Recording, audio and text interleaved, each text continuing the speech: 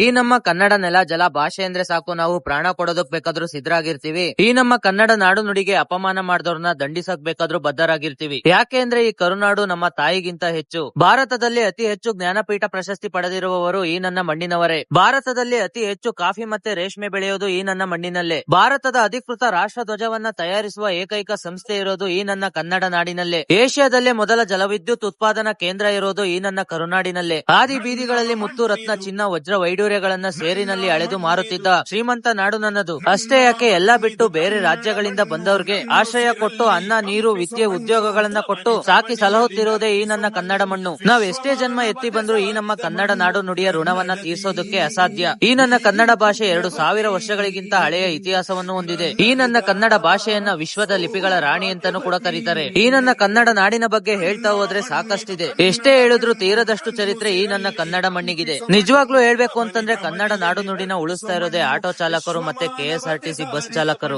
ಓದಿರೋರು ತಿಳಿದವರು ಕನ್ನಡ ಭಾಷೆನ ಬಳಸಕ್ಕಾಗದೆ ಅಳಿಸಾಕ್ತಾ ಇದ್ದಾರೆ. ನೆನ್ಪಿಡ್ಕೊಳ್ಳಿ, ಕನ್ನಡ ನಾಡನ್ನ ಕಟ್ಟೋಕೆ ಕನ್ನಡ ನುಡಿಯನ್ನ ಉಳಿಸೋಕೆ ತುಂಬಾ ಜನರ ಪರಿಶ್ರಮವಿದೆ. ಈಗಲಾದ್ರೂ ಎಚ್ಚೆತ್ಕೊಳ್ಳಿ. ಕನ್ನಡ ನವೆಂಬರ್ ಮಂತ್ ಅಲ್ಲಿ ಇನ್ಸ್ಟಾ ವಾಟ್ಸ್ಆಪ್ ಫೇಸ್ಬುಕ್ ಸ್ಟೇಟಸ್ ಗಳಲ್ಲಿ ಮಾತ್ರ ಸೀಮಿತವಾಗದೆ ವರ್ಷದ 365 ದಿನಗಳು ಕೂಡ ಕನ್ನಡ ಬಳಕೆಯಾಗಲಿ. ಕನ್ನಡನ ಬೆಳೆಸುವಷ್ಟು ದೊಡ್ಡರಲ್ಲ ನಾವು, ಆದ್ರೆ ಕನ್ನಡನ ಬಳಸಿ ಉಳಿಸೋಣ. ಸಮಸ್ತ ಕನ್ನಡ ನಾಡಿನ ಜನತೆಗೆ ಈ ನಿಮ್ಮ ಕನ್ನಡಿಗನಿಂದ ಕನ್ನಡ ರಾಜ್ಯೋತ್ಸವದ ಶುಭಾಶಯಗಳು.